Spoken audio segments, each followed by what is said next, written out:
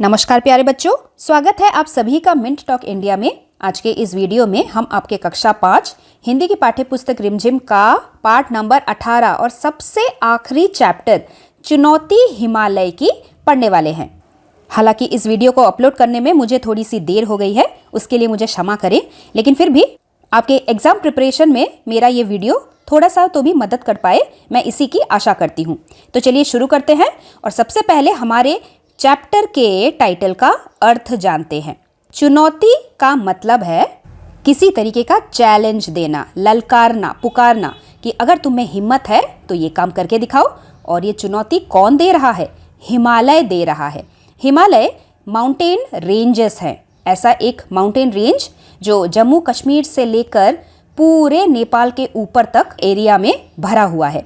हिमालय की पहाड़ियों में बहुत सारे ऊंचे ऊंचे पहाड़ शामिल हैं, जैसे एवरेस्ट माउंटेन आपने सुना होगा, उसी तरह कंचनजंगा और भी बहुत सारे ऊंची ऊंची पहाड़ियां हिमालय की पहाड़ियों में शामिल हैं। इस पाठ में हिमालय में एक पहाड़ी यात्रा का वर्णन किया गया है। हिमालय की पहाड़ियां हमेशा बर्फ से ढकी हुई रहती है, बहुत ठंडी पड़ती है यहाँ पे, और ये देखकर इतनी खूबसूरत लगती है कि हमारा भी हमेशा मन करता है कि काश हम भी इसके ऊपर जा पाएं। लेकिन माउंटेन्स के ऊपर चढ़ाई करना सबके बस की बात नहीं, उसके लिए बहुत सारे टूल्स की ज़रूरत होती है, ट्रेनिंग यानी कि प्रशिक्षण की ज़रूरत होती है ऐसे पहाड़ों पे चढ़ाई करने के लिए। हमारे देश के किसी भी हिस्से से अगर किसी को जम्मू कश्मीर में जाना है हॉलीडेज़ के लिए तो श्रीनगर में जाना पड़ता है और फिर वहीं से आगे तक का सफ़र बड़ी बड़ी गाड़ियों में किया जाता है।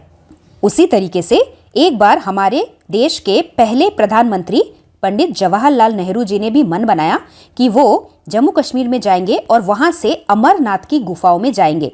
अमरनाथ हिंदुओं के बहुत ही प्रसिद्ध शिव भगवान के मंदिरों में से एक है और हम इस पाठ में यही पढ़ेंगे कि उनकी ये पहाड़ी यात्रा कैसी रही। जोजिला पास से आगे चलकर जवाहरलाल मातायन पहुंचे तो वहां के नवयुवक कुली ने बताया, शाब, सामने उस बर्फ से ढके पहाड़ के पीछे अमरनाथ की गुफा है।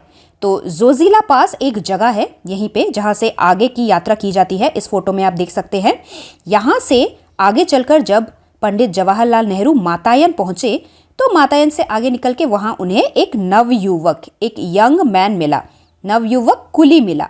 कुली वो होता है जो सामान ढोने का काम करता है। उस कुली ने बताया, शाब, शाब है साहब बोलने का देसी तरीका। जो पहाड़ों में रहने वाले लोग साहब प्रोनाउंस नहीं कर पाते वो शाब बोलते हैं। शाब, उस सफेद बर्फ से ढके पहाड़ के पीछे, यहाँ पे जो बर्फ से ढके पहाड़ हमें नजर आ रहे हैं उसके पीछे अमरनाथ की गुफा है।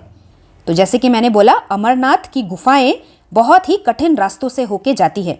तो सामान ढोने वाले कुली ने भी जवाहरलाल नेहरू जी को बताया कि सामने उस पहाड़ी के पीछे अमरनाथ की गुफा है। लेकिन शाब, रास्ता बहुत ही टेढ़ा है, रास्ता ऐसा स्ट्रेट नहीं है, बहुत सारे कर्व्स है उसके बीच में। किशन ने कुली की बात काटी। किशन एक और इंसान है, उसने कुली की बात को बीच में ही रोक दी।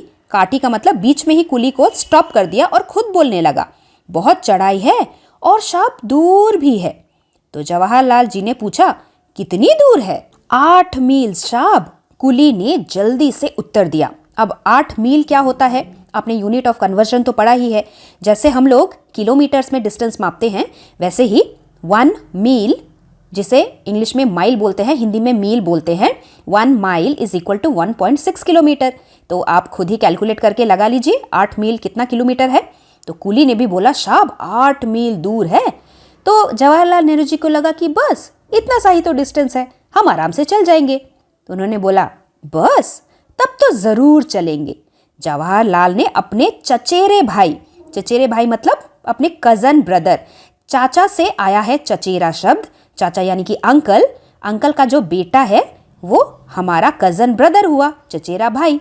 चचेरे भाई की ओर प्रश्न सूचक दृष्टि डाली, यानी कि सवाल पूछने वाले अंदाज में, सवाल पूछने जैसे एक्सप्रेशन को लेकर जवाहरलाल नेहरू जी ने अपने कजन ब्रदर की ओर, उनकी तरफ देखा। दोनों कश्मीर घूमने निकले थे और जोजिला पास से होकर लद्दाखी इलाके की ओर चले आए थे। अब अमरनाथ जाने में क्या आपत्ति हो सकती थी? तो जवाहरलाल नेहरू जी को जब पता चला कि अमरनाथ की गुफा तो पास में ही है, तो वहां पे जाने में क्या आपत्ति हो सकती है, हमें क्या ऐतराज हो सकता है? आपत्ति यानी कि क्या दिक्कत हो सकती थी अभी आगे जाने में? फिर जवाहरलाल रास्ते की मुश्किलों के बारे में सुनकर सफर के लिए और भी उत्सुक हो गए।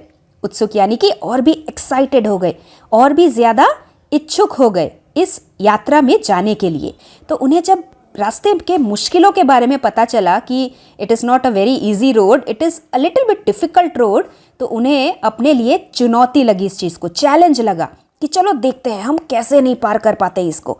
और इसीलिए इन मुश्किलों के बारे में सुनकर सफ़र के लिए वो और भी ज़्यादा एक्साइटेड हो गए। उन्होंने पूछा, कौन कौन चलेगा हमारे साथ? जवाहरलाल ने जानना चाहा। तुरंत किशन बोला, शाब, मैं चलूँगा। भेड़े चराने मेरी बेटी चली जाएगी। तो यहाँ पे बताइए किशन कौन था? वो एक ऐसा इंसान था जो भेड़ बकरियां चराने का काम करता है। अगले दिन सुबह तड़के तैयार होके जवाहरलाल बाहर आ गए। तड़के यानी कि एकदम अर्ली मॉर्निंग 4 AM के आसपास जवाहरलाल नेहरू जी तैयार होकर बाहर आ गए। आकाश में रात्रि की कालिमा पर प्रातः की लालिमा फैलती जा रही थी। अब आकाश में अगर आपने रात के टाइम देखा होगा, स्काई कैसा होता है? एकदम ब्लैक होता है। और धीरे धीरे जब सुबह होती है, प्रातः यानी कि सुबह होती है धीरे धीरे, तो नाइट का डार्कनेस, ब्लैक कलर का डार्कनेस धीरे धीरे करके कम होता जाता है और सुबह की लालिमा यानी कि सुबह जो सनलाइट निकलती है उससे धीरे धीरे स्काई ऑरेंज होने लगता है। फिर धीरे धीरे और जब उजाला होता है तो स्काई ब्लू होने लगता है। तो वही इसका अर्थ है, आकाश में रात की कालिमा यानी कि the blackness of the night धीरे धीरे कम हो रही थी, उस पर प्रातः की लालिमा फैलती जा रही थी। अर्ली मॉर्निंग का जो ब्राइटनेस था वो धीरे धीरे बढ़ रहा था। तिब्बती पठार का दृश्य निराला था। आपने तिब्बती पठार के बारे में तो पहले चैप्टर में ही पढ़ा है ना। तिब्बत को दुनिया की छत कहा जाता है। तो छत एक ऐसी जगह है जो बहुत ऊंचाई पे होती है ना। तो तिब्बती पठार, पठार शब्द का यही अर्थ है, एक ऐसी जगह जो बहुत ही ऊंचाई में स्थित है, दूर दूर तक फैली हुई चौरस और ऊंची जमीन। तो तिब्बती पठार का दृश्य निराला था। तो क्योंकि जवाहरलाल नेहरू जी जहाँ पे खड़े थे वहाँ से दूर दूर तक का नज़ारा दिखाई दे रहा था, तिब्बती पठार भी दिखाई दे रहा था। तो वो जो देखने में जो दृश्य था, जो सीन था, वो बहुत ही वंडरफुल लग रहा था। दूर दूर तक वनस्पति रहित उजाड़ चट्टानी इलाका दिखाई दे रहा था। वनस्पति रहित क्या होता है? वनस्पति मतलब ट्रीज, ग्रीनरी, और रहित का मतलब है जो चीज नहीं होती। वनस्पति रहित मतलब without any type of greenery, क्योंकि दूर दूर तक जो पहाड़ थे वो बर्फ से ढके थे, वहां पे ना तो कोई ट्रेन था ना ही कोई और पेड़ पौधे थे। चट्टानी इलाका, पत्थरों से भरे हुए एरियाज दिखाई दे रहे थे। उदास फीके बर्फ से ढके चट्टानी पहाड़ सुबह की पहली किरणों का स्पर्श पाकर ताज की भांति चमक उठे। अब बर्फ से ढके जो माउंटेन्स थे, चट्टानी पहाड़, रॉकी माउंटेन्स, वो उदास और फीके थे। उदास और फीके मतलब फेडेड। फेडेड इसलिए क्योंकि हर तरफ वाइट ही वाइट था, कहीं पे अगर कलर्स नहीं होंगे तो वो फीका होगा, विदाउट एनी कलर।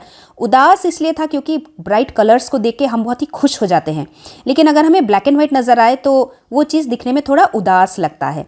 तो वही यहाँ पे ये एक काइंड ऑफ सिमिली है, किसी चीज़ को हम तुलना कर रहे हैं।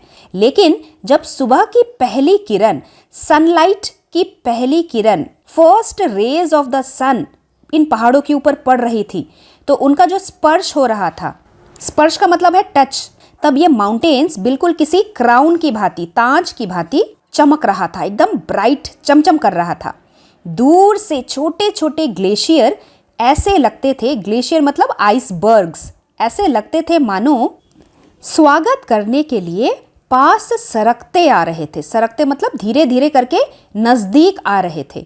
सर्द हवा के झोंके, कोल्ड कोल्ड विंड्स हड्डियों तक ठंडक पहुंचा रहे थे। जवाहर ने हथेलियां आपस में रगड़कर गर्मी की तो ठंड के दिनों में हम लोग अपने हाथ के पाम्स को आपस में रब करते हैं और उससे क्या होता है, हमारे हाथों में थोड़ी गर्मी महसूस होती है ना, वार्म हो जाता है हमारा हाथ। तो ऐसे जवाहरलाल नेहरू जी ने करते हुए कमर में रस्सी लपेट कर चलने को तैयार हो गए, क्योंकि पहाड़ी इलाके में जब भी कोई चढ़ाई करता है, चलता है, तो कमर में रस्सी लपेट के ही चलना चाहिए, ताकि कोई भी एक्सीडेंटल सिचुएशन में ये रस्सी हमारी मदद कर सके।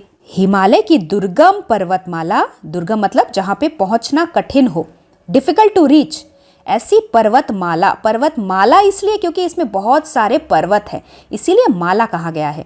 तो ऐसी पर्वतमाला जहाँ पे चढ़ना मुश्किल हो, वह मुंह उठाए हमारे चुनौती दे रही थी। मुंह उठाए मतलब एकदम मुंह के सामने खड़े होके बड़े बड़े पहाड़ हमें चैलेंज दे रहे थे। जवाहर इस चुनौती को कैसे ना स्वीकार करते, क्योंकि जवाहरलाल बहुत ही ब्रेव थे, करेजियस थे। भाई किशन और कुली सभी रस्सी के साथ जुड़े थे। तो टोटल कितने लोग जा रहे थे? 4 लोग। किशन और कुली वहीं पे मिले थे उनको, और जवाहरलाल जी अपने भाई के साथ आए थे। किशन गडेरिया अब गाइड बन गया था। गाइड कौन होता है? जो हमें कहीं पे भी लेके जाके वहां का एरिया, रास्ता एक्सेट्रा बताता है। बस अब 8 मील ही तो पार करनी है। जोश में आकर जवाहरलाल चढ़ाई करने लगे।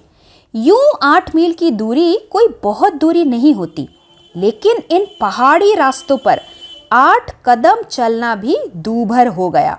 अगर हमें 8 मील की दूरी ऐसे स्ट्रेट रोड पे पार करनी है वो तो इजी है, लेकिन इन पहाड़ी रास्तों पे यानी कि स्लैंटेड रोड पे अगर कोई चढ़ रहा है तो बहुत ही डिफिकल्ट होता है। दूभर हो गया यानी कि मुश्किल हो गई, कठिनाई होने लगी।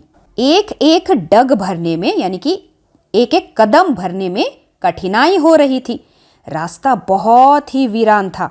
वीरान मतलब उजाड़ या फिर ऐसी जमीन जहाँ पे कोई भी नहीं हो, पेड़ पौधे नहीं हो, इंसान नहीं हो।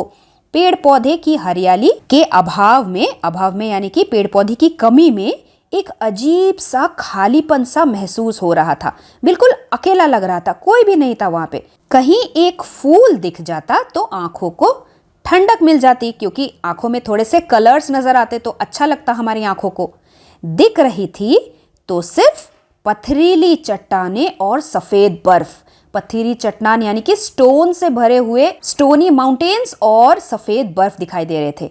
फिर भी इस गहरे सन्नाटे में, सन्नाटे यानी कि इस शांति में बहुत ही सुकून था। सुकून मतलब आराम मिल रहा था। एक और सू सू करती, सू सू एक आवाज होती है, तेज हवाओं के चलने की आवाज। सू सू करती बर्फीली हवा, बर्फ जैसी ठंडी हवा बदन यानी कि शरीर को, बॉडी को काटती, मतलब बहुत ज्यादा ठंडक महसूस हो रही थी, कोल्ड लग रहा था। तो दूसरी ओर ताजगी और स्फूर्ति भी दे रही थी। ताजगी यानी कि फ्रेशनेस और स्फूर्ति यानी कि एक्टिवनेस भी दे रही थी, क्योंकि हमें जब ठंडी ठंडी हवा लगती है तो हम थोड़े से और एक्टिव हो जाते हैं, नहीं तो हमें और ज्यादा ठंडी लगने लगती है ना। जवाहरलाल बढ़ते जा रहे थे। ज्यों-ज्यों मतलब जैसे जैसे ऊपर चढ़ते गए, त्यों-त्यों यानी कि वैसे वैसे सांस लेने में दिक्कत होने लगी, क्योंकि जैसे जैसे हम ऊंचाई पर चढ़ते जाते हैं ना, माउंटेन्स के ऊपर, वहां पे ऑक्सीजन बहुत ही कम होता जाता है, तो इसीलिए उन्हें सांस लेने में, ब्रीदिंग में बहुत ही प्रॉब्लम होने लगी। एक कूली की नाक से भी खून बहने लगा। तो जैसे हम हाई ऑल्टीट्यूड में जाते हैं यानी कि ऊपर हाइट में जाते हैं पहाड़ों के ऊपर, तो वहां पे प्रेशर भी, एटमॉस्फेयर का प्रेशर भी कम होता है। तो उससे क्या होता है, बहुत सारे लोगों के नाक से, कान से खून भी बहने लगता है। तो वही इस कूली के साथ भी हुआ। तो जल्दी से जवाहरलाल ने उसका उपचार किया। उपचार यानी कि इलाज किया, फर्स्ट एड दिया।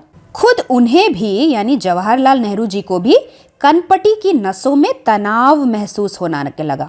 कनपटी यानी कि कान के पीछे नसों में, नर्व्स में तनाव महसूस होने लगा। तनाव किसी तरीके का स्ट्रेस, क्योंकि पहाड़ों के ऊपर ऑक्सीजन कम हो जाता है और एटमॉस्फेयर का जो दबाव होता है वो बढ़ जाता है। तो उसी दबाव की वजह से नाक और कान से खून आने लगते हैं, बहुत ही तनाव महसूस होने लगता है। ऐसा लगता है कि कान में कुछ भर गया है, फटने वाला है, ऐसा फील होता है।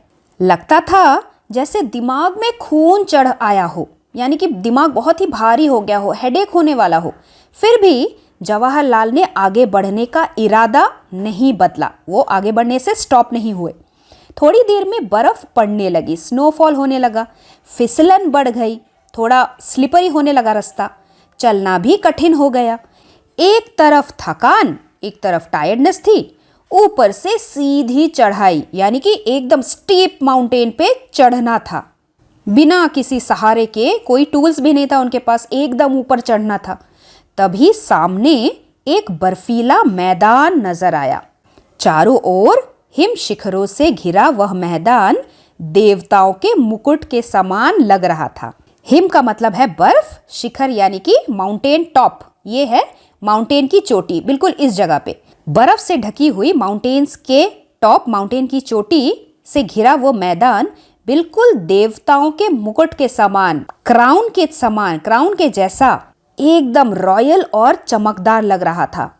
प्रकृति की कैसी मनोहर छटा थी, यानी कि नेचर के द्वारा बनाई हुई बहुत ही ब्यूटीफुल दृश्य था, बहुत ही ब्यूटीफुल नज़ारा था ये। आंखों और मन को तरोताज़ा कर गई, हमारे आईज को और हमारे मन को एकदम फ्रेश कर गई। बस एक झलक दिखाकर बर्फ के धुंधलके मतलब हल्का सा अंधेरा, हल्के से बर्फ के अंधेरे में ओझल हो गई। ओझल यानी कि गायब हो गई। दिन के 12 बजने वाले थे, 12 PM होने वाले थे। सुबह 4 बजे से वे लोग लगातार चढ़ाई कर रहे थे। शायद 16,000 फीट की ऊंचाई पर हो गए। 16,000 यानी कि 16,000 फीट ऊपर होंगे ये लोग।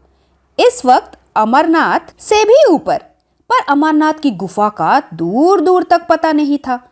इस पर भी जवाहरलाल की चाल में ना ढीलापन था, ना बदन में सुस्ती। जवाहरलाल की चाल में मतलब उनके वॉकिंग स्टाइल में ना ही ढीलापन था, मतलब बिल्कुल भी वो स्लो नहीं हुए थे। जैसे एक्साइटमेंट के साथ और स्पीड में वो चल रहे थे, उतने ही एक्साइटमेंट के साथ चल रहे थे। और ना ही उनके बदन में, उनके बॉडी में किसी भी तरीके की सुस्ती यानी कि लेजीनेस थी। हिमालय ने चुनौती जो दी थी, निर्गम पथ पार करने का उत्साह उन्हें आगे खींच रहा था।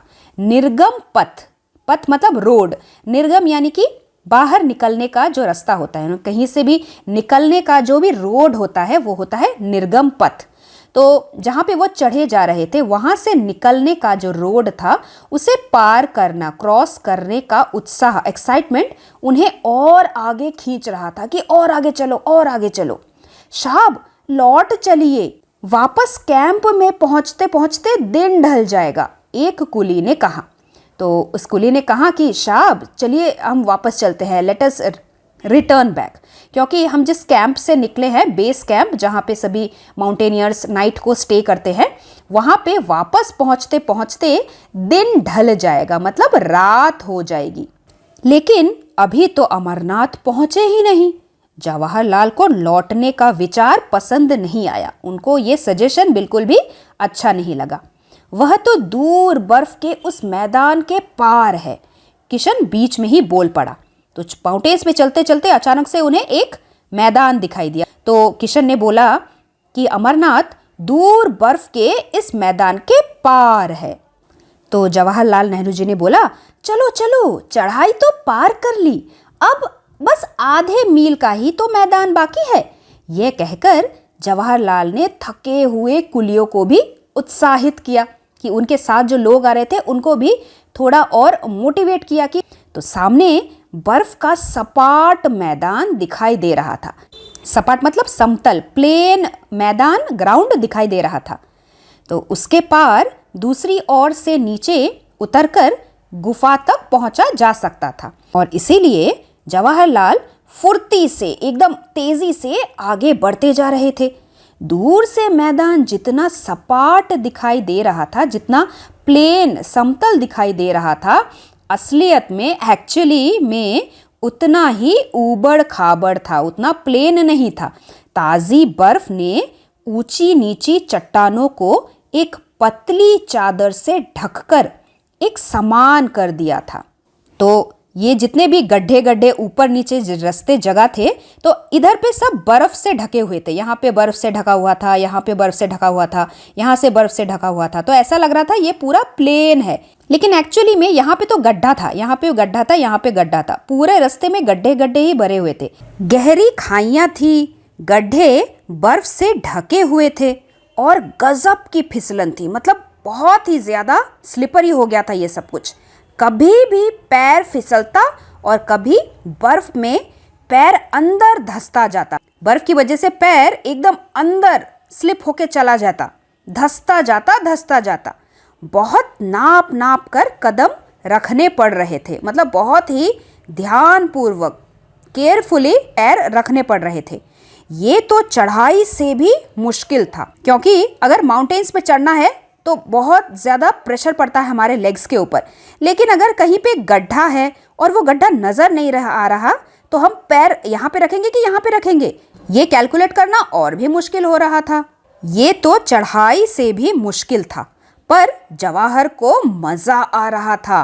तभी जवाहरलाल ने देखा सामने एक गहरी खाई, मतलब बहुत बड़ा सा गड्ढा, मुंह फाड़े निगलने के लिए तैयार था। मतलब वो इतना बड़ा गड्ढा था रास्ते पे, वो ऐसा लग रहा था जैसे किसी का माउथ ओपन खड़ा है, मुंह फाड़े मतलब ओपन माउथ करके निगलने को, स्वेलो करने के लिए तैयार खड़ा था ये गड्ढा।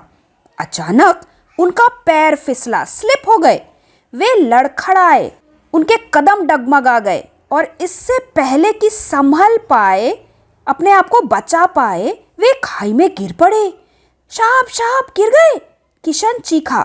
जवाहर, भाई की पुकार वादियों की शांति भंग कर गई। मतलब भाई भी बहुत जोर से चिल्लाए और उनकी जो पुकार थी, उनकी जो साउंड थी, वो पूरे माउंटेन वैली में इको होने लगी और उस इको से माउंटेन की शांति भंग हो गई।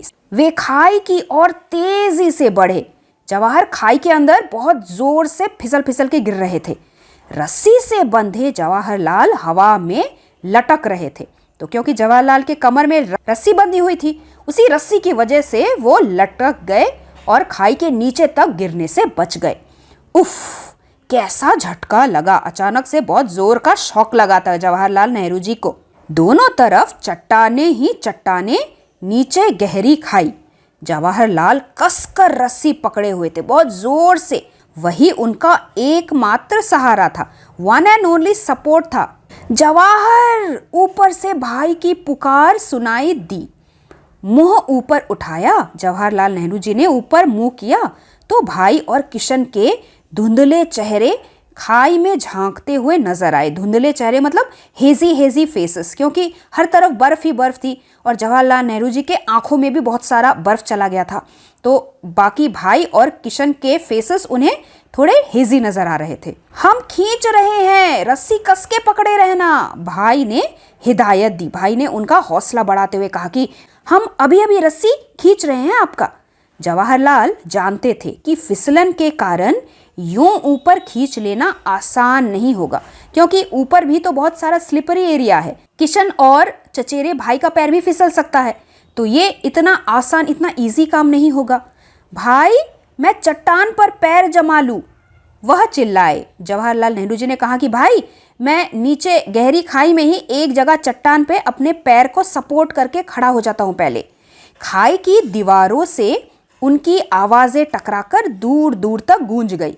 तो यहाँ पे रस्सी से लटकते हुए जो जवाहरलाल नेहरू जी खड़े थे, उनकी आवाज़ यहाँ चट्टानों से टकराकर इको हो रही थी। हल्की सी पेंग बढ़ाकर यानी कि जब हम झूले में झूलते हैं तो झूलते झूलते जो लेफ्ट राइट हमारा मोशन चलता है, लेफ्ट राइट हम हिलते हैं, उसे पेंग बोला जाता है। तो यहाँ से लटकते हुए भी जवाहरलाल नेहरू जी लेफ्ट राइट थोड़ा पेंग लेते हुए पास के चट्टान को उन्होंने पकड़ लिया, उन पे सहारा लिया। हल्की सी पेंग बढ़ाकर जवाहरलाल ने खाई की दीवार से उभरी चट्टान को मजबूती से पकड़ लिया और पथरीले धरातल पर, स्टोनी ग्राउंड पर पैर जमा लिया, अपने पैरों से सपोर्ट ले लिया। पैरों तले धरती के एहसास से जवाहरलाल की हिम्मत बढ़ गई। तो पैरों के नीचे जब उन्हें थोड़ा सा ग्राउंड मिला तो उनको अच्छा लगने लगा। ये एहसास से, ये फीलिंग से जवाहरलाल की हिम्मत बढ़ी, थोड़ा आराम आया कि चलो अच्छा है, अब मैं कुछ नहीं होगा, मैं बच जाऊंगा। घबराना मत जवाहर, भाई ने ऊपर से आवाज लगाई। भाई की आवाज सुनाई दी। मैं बिल्कुल ठीक हूँ, कहकर जवाहरलाल मजबूती से रस्सी पकड़ एक एक कदम ऊपर की ओर बढ़ने लगे, क्योंकि ऊपर से रस्सी खींच रहे थे। तो जवाहरलाल जी भी एक एक कदम चट्टान पर रख रख के ऊपर बढ़ रहे थे। कभी पैर फिसलता, कभी कोई हल्का फुल्का पत्थर पैरों के नीचे से सरक जाता, स्लिप हो जाता, तो वो मन ही मन कांप जाते, मन ही मन थोड़ा डर जाते और मजबूती से रस्सी को पकड़ लेते। रस्सी से हथेलियां भी जैसे कटने लगी थी। तो रस्सी क्योंकि जवाहरलाल जी के हाथ में रब हो रहा था, पूरे हाथ लाल लाल हो गए थे, स्किन भी कटने लगी थी, थोड़ा थोड़ा खून आने लगा था। पर जवाहरलाल ने उस तरफ ध्यान नहीं दिया। कुली और किशन उन्हें खींचकर बार बार ऊपर चढ़ने में मदद कर रहे थे। धीरे धीरे सरक कर किसी तरह जवाहर ऊपर पहुंच ही गए। मुड़कर ऊपर से नीचे देखा कि खाई कितनी गहरी थी कि कोई गिर जाए तो उसका पता भी ना चले, कि अगर कोई गिर जाएगा तो वो तो मर ही जाएगा, पता ही नहीं चलेगा उसका। शुक्र है भगवान का, भाई ने गहरी सांस ली। गहरी सांस लेना मतलब भाई को चैन महसूस हुआ। शाप चोट तो नहीं आई? एक कुली ने पूछा। गर्दन हिला के, मतलब कि अपने सिर को हिला के, कपड़ा झाड़ते हुए, कपड़ों में बहुत सारा बर्फ लगा था, उसे झाड़ते हुए जवाहर फिर चलने को तैयार हो गए। इस हादसे से, इस एक्सीडेंट से हल्का सा झटका जरूर लगा था, शॉक लगा था जवाहर जी को। फिर भी जोश ठंडा नहीं हुआ था। ठंडा नहीं हुआ था मतलब उनका जो एक्साइटमेंट था, जोश मतलब एक्साइटमेंट, वो बिल्कुल भी कम नहीं हुआ था। वह अब भी आगे जाना चाहते थे। आगे चलकर इस तरह की गहरी और चौड़ी खाइयों की तादाद बहुत थी, मतलब संख्या, बहुत सारे गड्ढे और खाइयां थी आगे चल के। खाइयां पार करने का उचित सामान भी तो नहीं था। तो माउंटेनियरिंग के जो बहुत डिफरेंट टाइप ऑफ टूल्स होते हैं, हैमर होता है, माउंटेनियरिंग वाले शूज़ होते हैं, वो उचित सामान, प्रॉपर चीज़ें भी तो नहीं थी उनके पास। निराश होकर जवाहर को अमरनाथ तक का सफ़र अधूरा छोड़कर वापस लौटना पड़ा। तो अमरनाथ तक वो नहीं पहुंच पाए, क्योंकि आगे और भी ज़्यादा गहरी और चौड़ी खाइयां थी और उन्हें क्रॉस करने के लिए प्रॉपर टूल्स उनके पास नहीं थे। तो इसीलिए उन्हें वापस रिटर्न करना पड़ा। अमरनाथ पहुंचने का सपना तो पूरा न हो सका, पर हिमालय की ऊंचाइयां सदा हमेशा जवाहरलाल को आकर्षित करती रही, अपने और अट्रैक्ट करती रही। और इसीलिए शायद आज के दिन में अगर कोई अमरनाथ की यात्रा करने के लिए ठान लेता है, सोच लेता है, तो उसके लिए बहुत सारे फैसिलिटीज़ बनाई है गवर्नमेंट ऑफ इंडिया ने। आप आराम से अपना नाम रजिस्टर करके प्रॉपर सिक्योरिटी के साथ आराम से अमरनाथ तक का सफ़र पूरा कर सकते हैं। तो इसी के साथ ये पार्ट यहीं पे ख़त्म होता है। आशा करती हूँ कि आपको पूरी कहानी अच्छे से समझ में आई होगी। All the very best for your final exams. हम मिलेंगे बहुत ही जल्दी हमारे अगले वीडियो के साथ। तब तक के लिए धन्यवाद एवं आपका दिन शुभ रहे। Thanks for watching and do like, share, subscribe our channel Mint Talk India for more upcoming videos.